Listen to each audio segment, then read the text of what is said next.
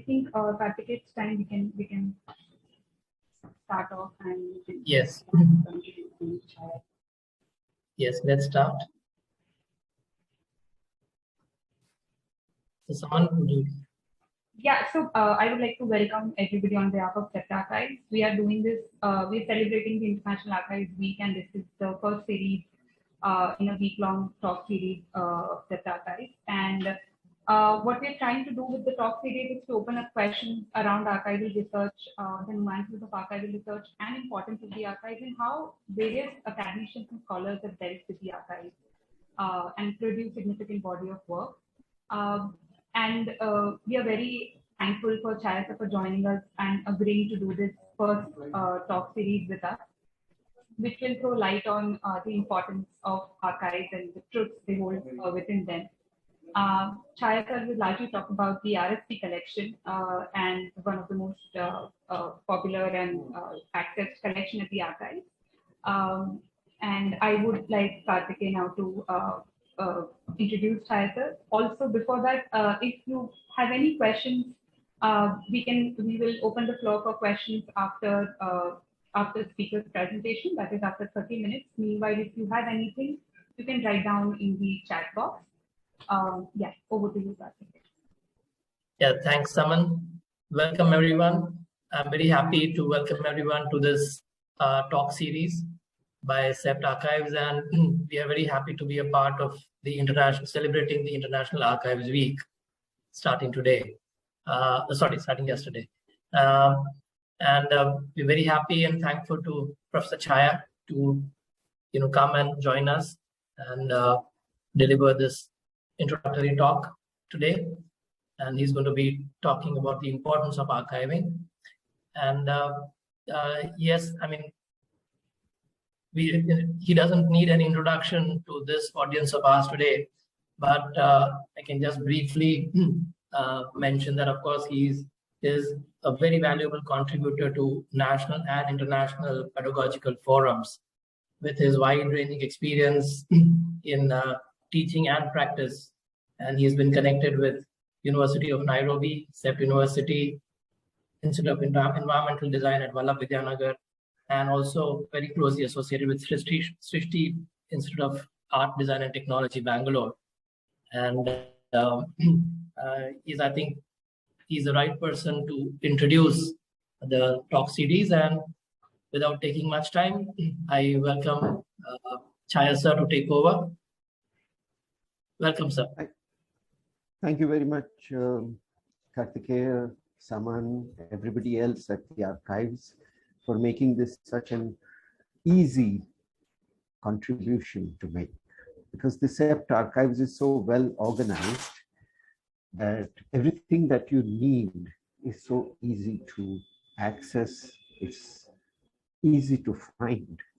And I think this is, when we are talking about the importance of archives, then we have to talk about the fact that there is a huge amount of knowledge all around us.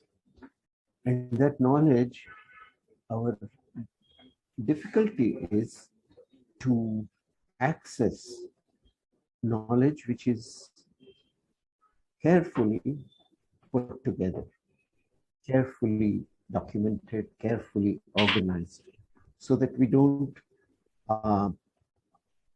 go astray in our interpretations of what was there. Now, the archives, of course, are a question of history. They are something that, as time passes, everything that happens leaves a trace. And that trace exists in the world. Even before human beings came, there are traces of geologies, there are traces of life. But once human beings come into the picture, then they leave traces of their activities in settlements, in buildings, in tools, and all that sort of thing. Why do we need to look back? when the future is something which may be completely different from what we see in the past. It may be that the future is a child of the past, that it is a way in which those traces are reformulating themselves, traces of our existence, traces of our ways of organizing ourselves.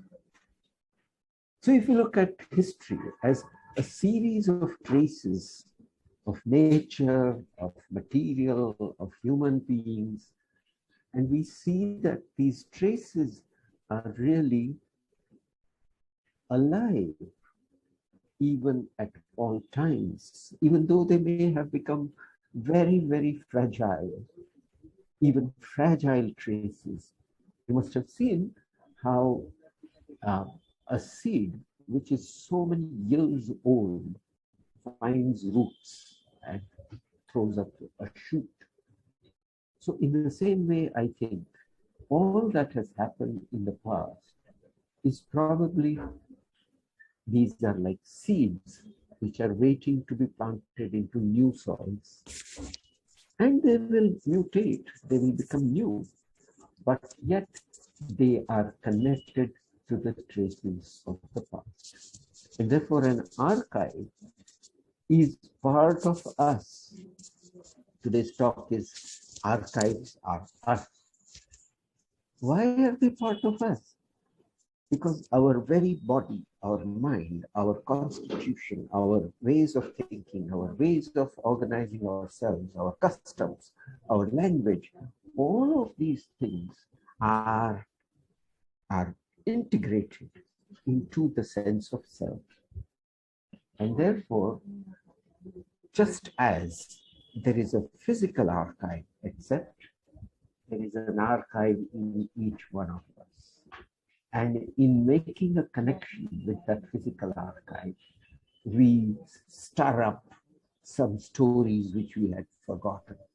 And it is that which makes the archive so important.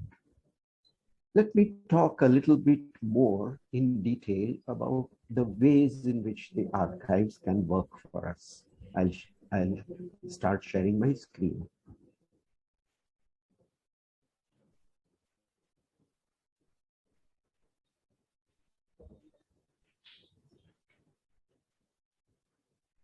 Yeah.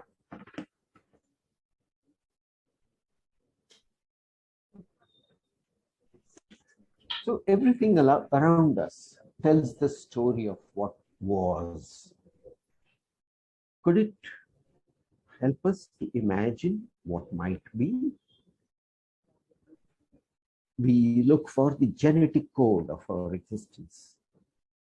And maybe that is already traced into what exists. Ways of life, forms of knowledge, techniques, customs, all these are recorded in artifacts, in material artifacts, buildings, objects, settlements, details of construction, details of use. These form a repository of knowledge. And only if we carefully, systematically, and authentically archive them does this information help to create knowledge. Otherwise, it is simply information which is floating around.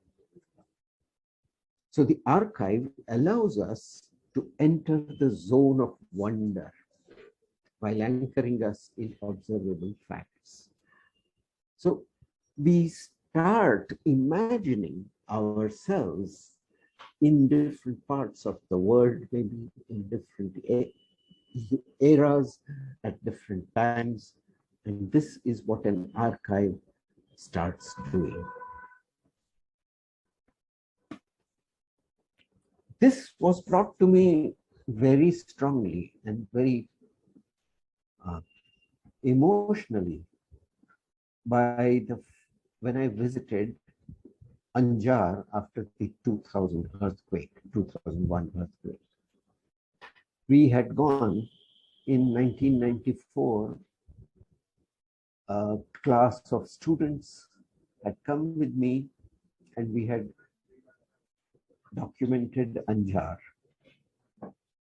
And when we went after the earthquake, the whole town was rubble. There was nothing there.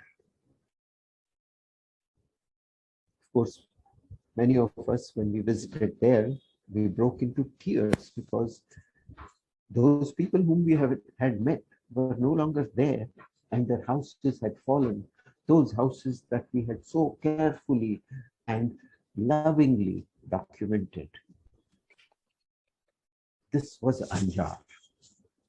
You can see that there are distinct ways in which they used to make houses. So what's the point of having this record?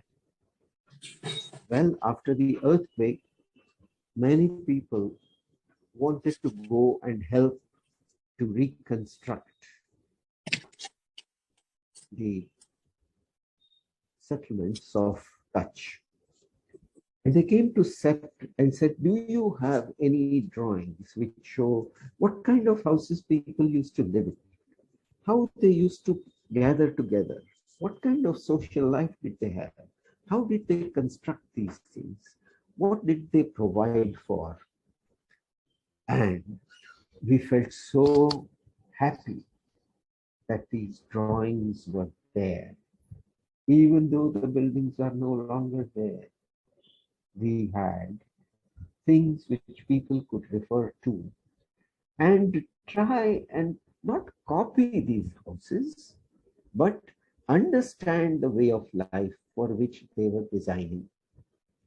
And so the archive became something which was an extremely important source for everyone working in Kutch. And CEPT opened up these archives to all to be able to see and understand. This is another village. This is another part of Anjar actually. And you can see that Anjar had many different ways of making houses and streets. But this is another village. This is a village called Bhujpur, which also we had documented. And one part of Bhujpur was laid out in absolutely precise geometrical form. And the land parcels had been carefully made according to a geometry, but still the sense of the house, the sense of the courtyard house of Kutch, its inner relaxed sense of it, all of these remained and only the street changed somewhat. Therefore, it was possible to think that there may be different ways in which people could use this information and make it part of their response to the earthquake. That it did not mean that you had to have all kinds of free geometries if you were building in Kutch, nor did it mean that you had to have a straight line street if you were building in Kutch. Both these were possible. And this gave a great deal of comfort to even the residents of these towns when we showed them these drawings. So one thing that one understands from archives is that there is no one best way. There are many possible ways, and it's the diversity of approaches that is of great value in any place. And that in India, especially so, that we are so diverse and we have so many different ways of doing things, and each one of them distinctly answers the questions of life. So again, going back to Bhujpur, in Bhujpur we documented, I showed you that long straight street. Now I've left that one out, but I'm showing you some other things. There were all kinds of ways in which they organized their houses. Some, for example, the central slide at the top shows a group of people who made several houses around one large communal courtyard. Maybe they were an extended family. But there were others who built streets. There were others who built free clusters. There were ways of building in mud, extreme left, in stone, in the middle, and in precise masonry work in a particular kind of stone on the extreme right. There were poor people's houses. There were people who were reasonably well off, and there were rich people's houses. But all of these carried the signature of that way of life. But there was great diversity. People did not make themselves answer only one way. And within this small village, there were 6 different ways of life. This, I think, is something that archives can teach us. The CEPT archives has things from all over India, and we observe that even given the same climate, all kinds of changes are there. Another way of looking at diversity. This is Nathadwara houses.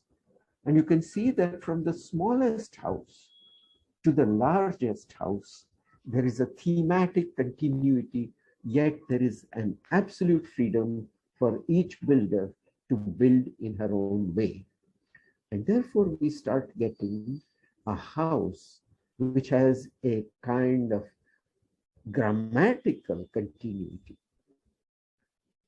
but absolutely new sentences every time.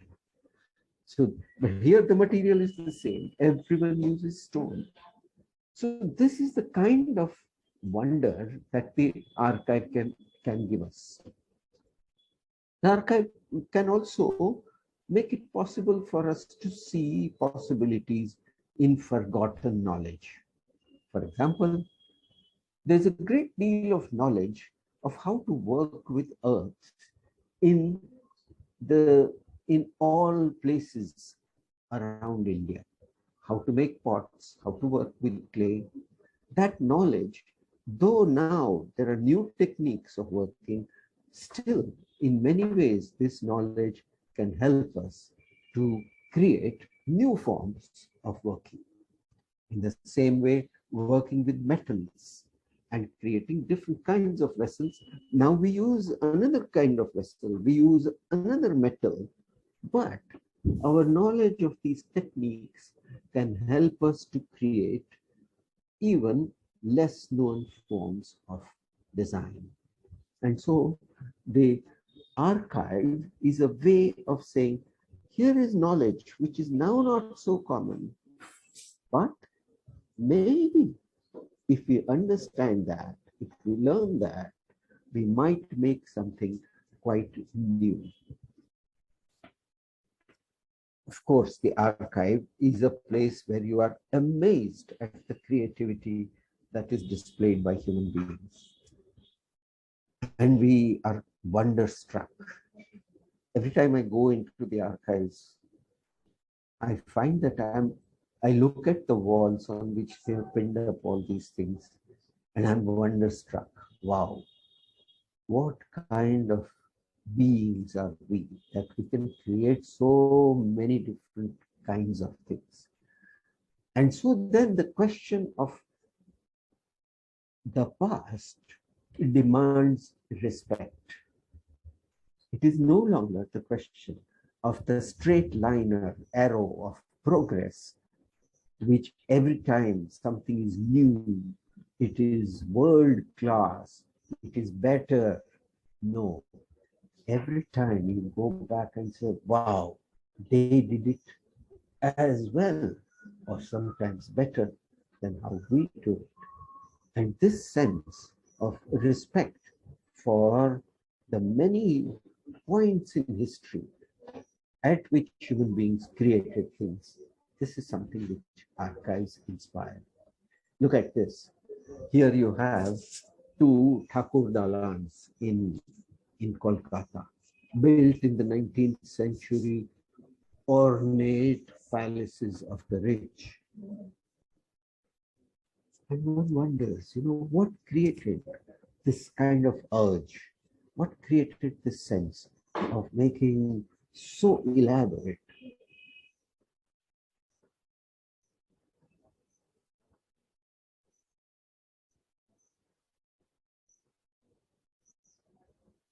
Hold on, my thing seems to have got stuck, my PowerPoint. I'll share again. I'll stop sharing. Oh, it seems it's okay. Yeah. So we were talking about the sense of wonder and developing respect. And we saw one example. Look at this other example. This is again in Nathdwara. And see how.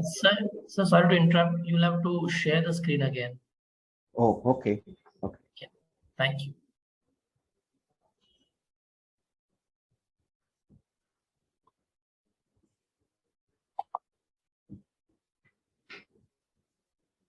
Yes, we can see it now. Okay, great. Yes. So here we see in Nathdwara the same construction technique answering extremely complex site situations, slopes, geometries of plot being very, very different, and yet it creates that sense of a centered and stable house through using the same technique. And see how wonderful is this skill of the architect, of the builder, of the user of the house. You can see another one here. This is at the coast. This is in Daman. And the house with a high roof and an attic becomes a way of ventilating and remaining cool in that humid climate. And it's a wonderfully different way of building. Finally, I would like to talk about the fact that the archives are the source on the basis of which we can take part in reasoned discussion. We discover the actual rather than the imagined. Today, we can see a whole lot of controversies about what used to be. Only if we have carefully documented historical information can we talk in a rational manner about what happened in history and what was the result of that. I will not take examples which are charged with controversy now, but I'll simply take some smaller examples. Suppose we take the Thakur Badi in Kolkata. Was it colonial?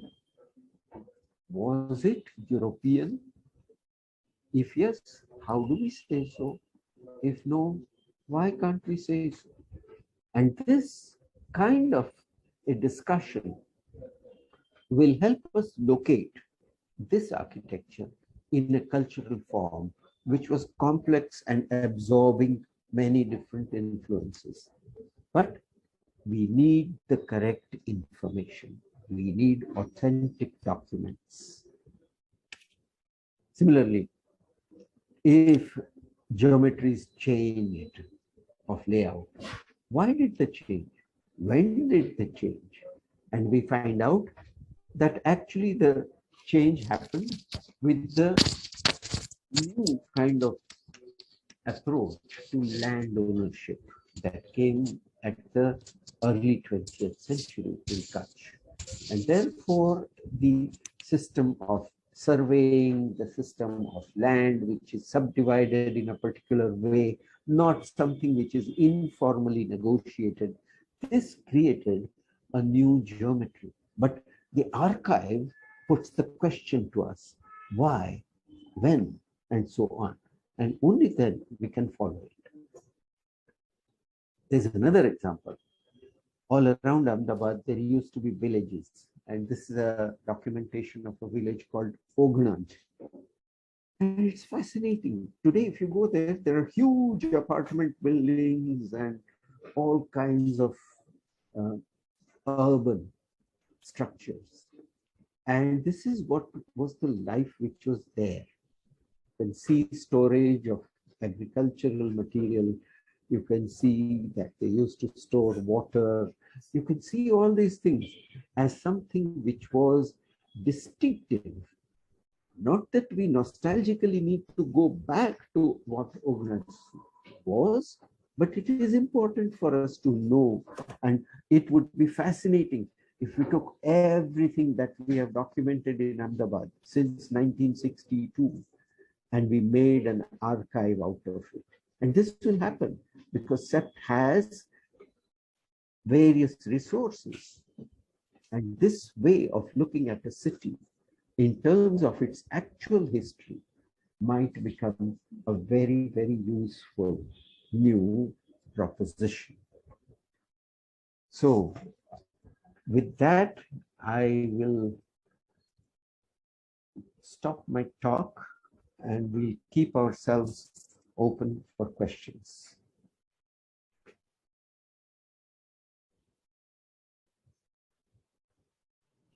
Thank you so much, sir, for this very important discussion on the importance and how to use the archive, also interpret information and facts from the archive. Karthikeya, would you like to add something, and then we can open the floor for your question? Yeah, I think thank you, sir. It was very thought-provoking and very important aspects that you touched upon, highlighting the importance of material which is, we discover the actual and not the imagined, and the relevance of learn from the past, which has existed all these years, and very easily forget, what was there in the past. It's such a huge wealth of knowledge from which we can learn and carry forward. Like you said, it's the future is the baby of the past, and we can raise that baby based on our past experiences. So that's a very beautifully presented thought.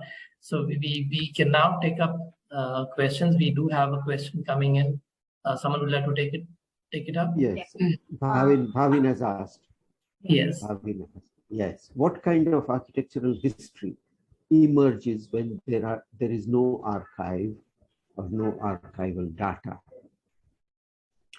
Well, in Gujarati, we call it Dantakatha. We call it a story, an imaginary story. We call it something which is not authenticated by facts. And it's very easy to start proposing many different interpretations of ourselves. For example, a recent book by David Graeber has referred to a whole lot of new research which is being archived of how the North American Indians affected the so-called Enlightenment thinkers of France. Now that's a fascinating thing. They used to say that the Europeans brought civilization to all parts of the world. Whereas in their main document, the Declaration, both the French Declaration of Freedom and the American one, both of them depend strongly on things which were being said by the Indians, I mean the original Americans. And this kind of archival data makes us re-look at history. And recent archaeological work in North America of the mounds, for example, that the various Indian peoples used to make show that there was a huge understanding of astronomy and geometry. Now, these are supposed to have been people who were savage. That picture will change with the archive. Otherwise, we are only depending on opinions which we bandy around, throw around without much consideration for what actually was there. And that will affect what happens in the future. And so this archival data, the history that emerges from archival data is first of all always open. It is always open to new information coming in, more information coming in, different information coming in, and therefore it is also open to interpretation, further interpretation. And it's not fixed that this is your history and you were like this. It's not that. It is something which all the time we are learning new and more things. Yeah. So that's how I think the architectural history would change when there is an archive. Thank you, Bhavin, for that question.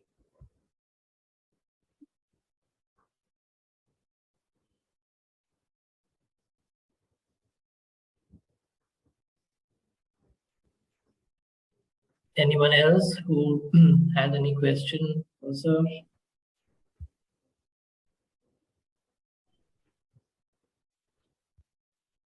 If there's no one, I would like to weigh in here and ask one more question. But I'll wait for somebody else if they have questions. I will call out if there are no questions. There are a couple of more questions. I think Rachna has a more general question about the setup of the archive. Sir, if you would want to sort of also take this. Yeah, this question could really be answered by Saman and Kartikeya, but no, it's not. No means. But how did it start? Maybe Kartikeya would tell us.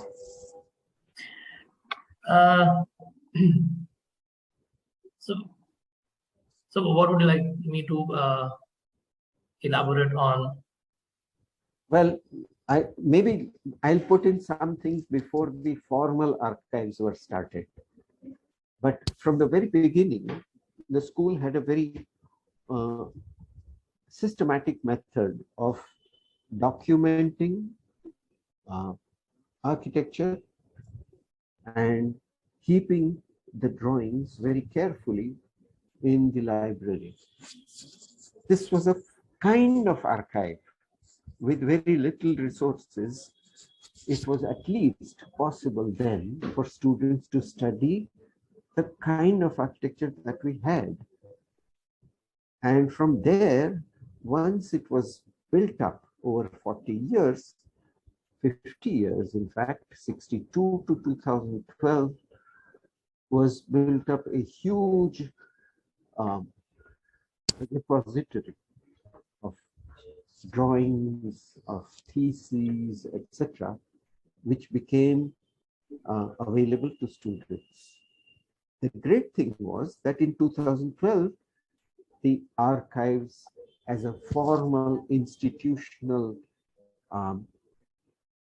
body was formed, and it was very carefully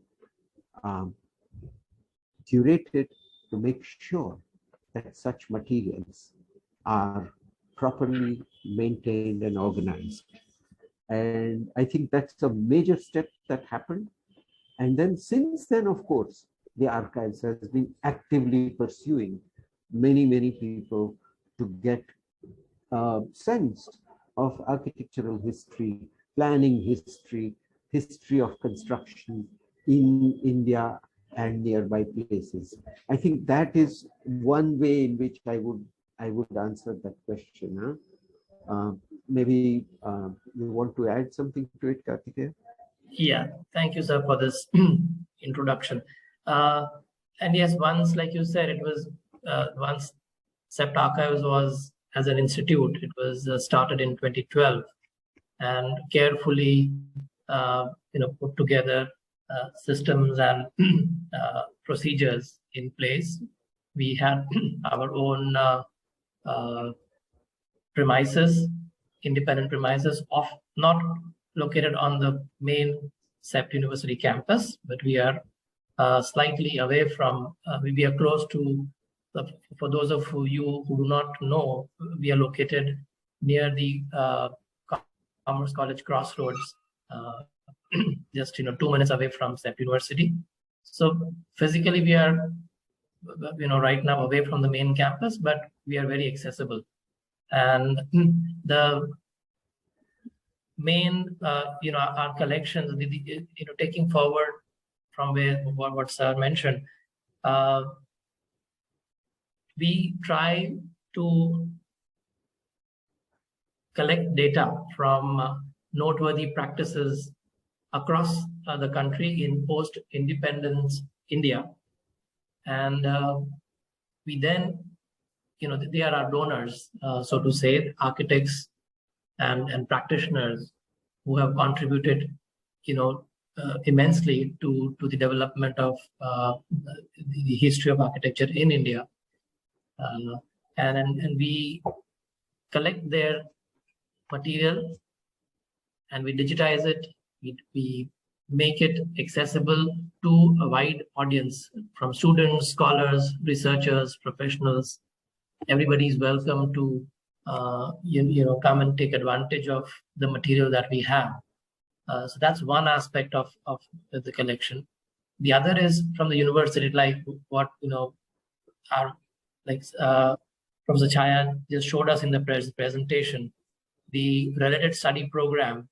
We have about 135 of these programs which have been carried.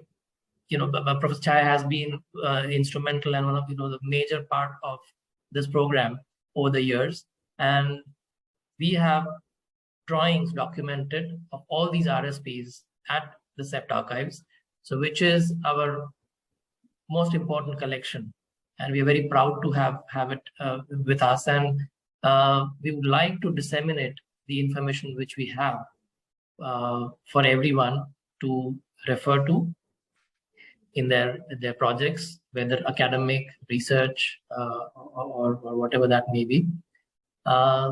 So that's the other collection. We also have oral histories, and there have been practitioners, professionals who have, who have had, let's say, 4, 5, 6 decades of practice, and are, are in their phase of life where, we would like to interview them, document stories, their experiences, anecdotes, and whatever they would like to share with with everyone before these stories are gone gone away in the past and they've gone untold. We would like to we try and do that. We interview these noteworthy professionals, and their stories are recorded in terms of in the form of audiovisual films, and they are very, very important, very valuable records from which we curate our collections. So it's not just physical and digital record of the work done by these people in the past, but what we do is we've started programs like fellowships and internships. So these fellowship programs help us in curating our collections, so that we try and make more sense out of the collections, which are more useful to to researchers, students, and professionals. So this this talk, this says in a way, in a nutshell, what we do and what we have, and we welcome everyone to come to the CEPT Archives and make use of the information and the material that we have. There's a question from Mira and asking, how do we navigate authentic archiving through challenges in accessibility to data, spaces, objects, etc., and the trepidations of owners? I think this is a very important question, a very difficult one as well. So I think the first thing, any place where information is gathered, the first thing it has to create is an aura of trust. It has to create that sense that this is a body which is only interested in taking care of information, not making any kind of selfish use of that information, not making anything which is so it has to first of all create that sense of trust, which I think happens when all the processes of that institution, of that archive, are organized in a way in which to create clear, transparent ways in which one is able to access things. So that's one. Second is that sometimes we find that people are not so happy to let others see what they have. It is possible that archives agree that for a certain number of years, this information will be held closely, and only after a certain time will this information become available. This is another way in which archives do that. Third, of course, is those who go to collect the information or to document such places have to be extremely honest. They have to talk to the people whom they approach. In the field of oral history, for example, there are actually forms which the historian fills up and says, I will not divulge this information without asking you, for example. And so there are ways in which you build up the confidence of those whose information you wish to put into the archives. So this is a vast subject in itself, but I think future lectures might bring up something of how one actually goes about it. Thank you for the presentation, sir. I thought I should ask the question directly. So, while narratives and stories and oral histories could kind of tend a different subjective angle when we are tracing histories, are we looking at archives as being something more objective? And does that, which is why it would bring us to a transparent approach and keeping it open to interpretation in future as well? So does that bring us to a point wherein we're looking at archiving as an exclusive disciplined method, which is not influenced by any other aspect of, when we say there could be various disciplines which would go back and take the support of archiving for research work or for taking the techniques and technology forward. And then there is history, there's material, and so on and so forth.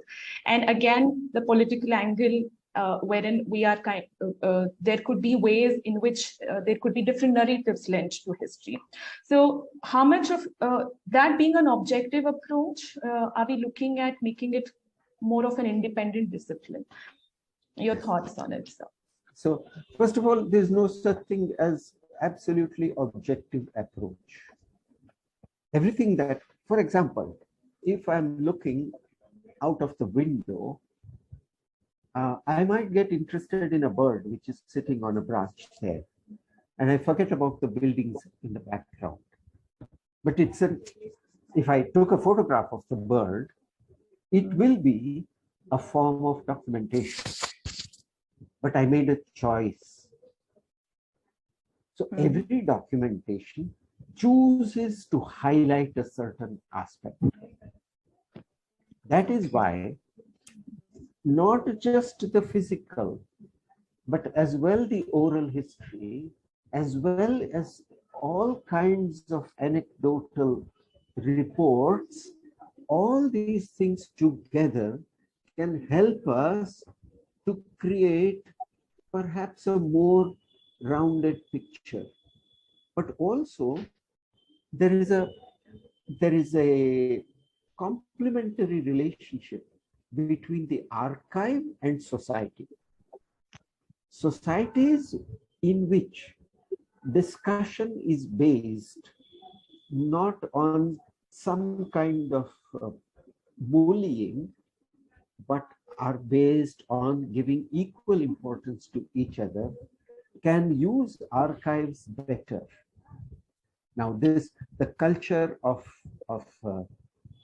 academia is supposed to create that kind of a disinterested inquiry. Okay. We call disinterested. There is no axe to grind. Yeah? And therefore, but this, I think, the more it permeates. For example, yesterday I was reading what Gandhiji did in Champaran. And, you know, there was this big conflict between the indigo factories and the farmers who were being oppressed by the indigo exporters. So Gandhiji did only one thing. He created a team of lawyers who sat down with the villagers every day for months, writing down reports, taking the signature of or thumbprint of that person concerned, only to create an archive of carefully documented instances. On the basis of that, we could then approach the government and ask for redress. Tridip's book on this is very interesting, Thumb Impressions. It is three of them, Megha Todi and Tridip and Shahid Amin, have put together all these documents of the Champaran Gandhian documentation. It's an archive. And that archive is based on oral testimony, which need not necessarily be unacceptable. So I think two things I said. One is that you have to create the, you have to understand. I think someone will have to unmute yourselves, please. Yeah. Anyway, I'm almost at the end of this sentence. So you have to create two things. One is that the archive has to include all kinds of information. It is not making selections from informations. It is creating that archive and leaving it to the person who is reading it to make a judgment as to what might be correct. And second, there has to be the culture of disinterested inquiry, of respecting each other's viewpoints, of listening. And in that, when that happens, then the archive is extremely useful. These two things go together. I hope that's answered the question. Yes, sir. That was a lot of clarity. And I think the pointers you gave about the books even gives me a little more to explore along those lines. Thank you. Yeah. Thank you. We have one more question from Ishita. Let me take that. Ishita is asking, as architects, are we making fruitful use of our archives, or is it the Western influence we are going for? That's for architects to decide, not for the archives to decide. I think the archives are there, and it's up to us to understand, carefully study, and then go on in our own path. If we are fascinated by things which happen in other countries, maybe fine, there's nothing wrong. But we are dealing with a place which is steeped in a certain way of life. And we should be talking, we should be conversing with this place where we are building. If we go and work in Scandinavia, we should design for the Scandinavians. If we go and work in Africa, we should design and understand Africa. And all these are, of course, generalizations. We will have to understand specifics of each place. And in that, the archive becomes a useful support.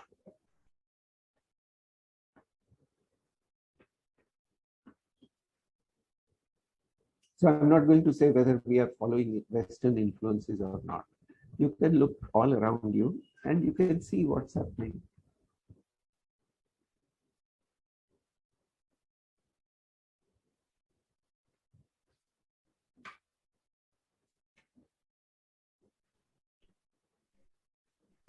Do we have any more questions? I think Bhavin has either saying, Bhavin, do you have a question? Yes. No, it's not a question. Okay, it's Yeah, like a yeah. But Megha's note is important, where she has said that she'll be sharing some of the papers from the Champaran archives tomorrow. And I'm glad that she's one of the authors of that book, editors of that book is here. And tomorrow we should listen to that because it's a very fascinating story. Megha, I hope you'll be telling that in detail. Yes, we look forward to that. Yes.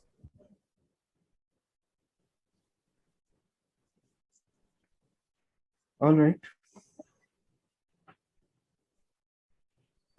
Yes. Thank you so much. Sir. Do we have any other questions? Last call for questions.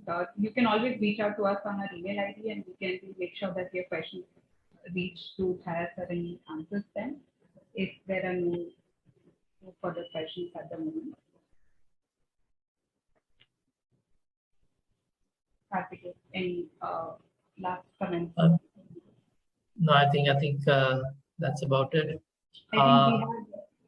We have one hand raised from Ms. Anupama Bharti. Anupama, you can unmute yourself and go ahead or write in the chat box.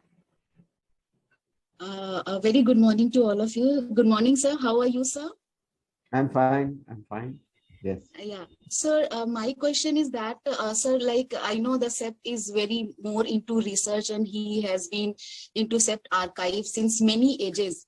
But the institutes like SPA, the institutes like, the private institute which have, they are not more into research. So how will you suggest them to, they have their own archives? They should start their archives because it is really important for the future generation to know about what was happening and what is happening right now, because they are not more into research. They are just the students are coming, they need to pass and they need to go. So how will you what will be the suggestion of yours to these kind of institutes? So first of all, if the university is a place where knowledge is actually created. It's not just a place where knowledge is poured into vessels called students, and there are bottles with which we pour into students. No, it is a place where knowledge is created. And the more we, and you can look at the other question about the Western influence. Look at all the books that are there on architecture. Hardly 25% of the books that students look at are based in situations which they will come across. And I think the purpose of our research, and all institutions should participate in that, is to create a full documentation of the ways in which we in India have learned how to deal with our problems, and also how we are trying new ways of dealing with our problems. And I think therefore research and archiving is equally important. And places like SPAs, for example, they have so many works done by students and faculty members. These should be archived. And every institution, we see that, for example, for the Louis Kahn Trophy in NASA. But when I go to a college, I find that they have none of those drawings are available. what was documented. I think every college must create at least a digital record of what goes on, if not a physical one. And I think that's not expensive. It should be done.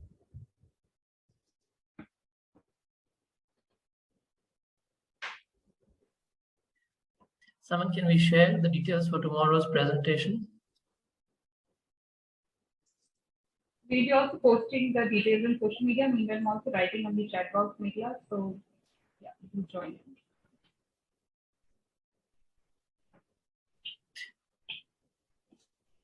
All right, sir. So should we round it off? Yes, I think so. I think so. Yeah. Thank you. Thank you so much, sir. It was a wonderful interactive session, and thank you everyone for joining. And we invite you for the other presentations as well through the week. Do join us, and hopefully we will have interesting presentations like the one we had today. Someone like to just Thank you so much for agreeing to do this, and it was a wonderful session, and we do need such more sessions from you. So we will sort of do this time and again, and hopefully we'll have more questions for you later. Thank you everybody for joining in. Please do send in your questions if you have later on our email ID, and we'll be happy to share it with Chhaya sir and answer them for you. So yeah, thank you so much. Thank you everybody for joining. Thank you. Thank you. Also, do join us tomorrow at 3 p.m. We'll be posting this meeting details soon on our social media. So yeah, looking forward. I think we can end the meeting now. Thank you, sir. Thank you.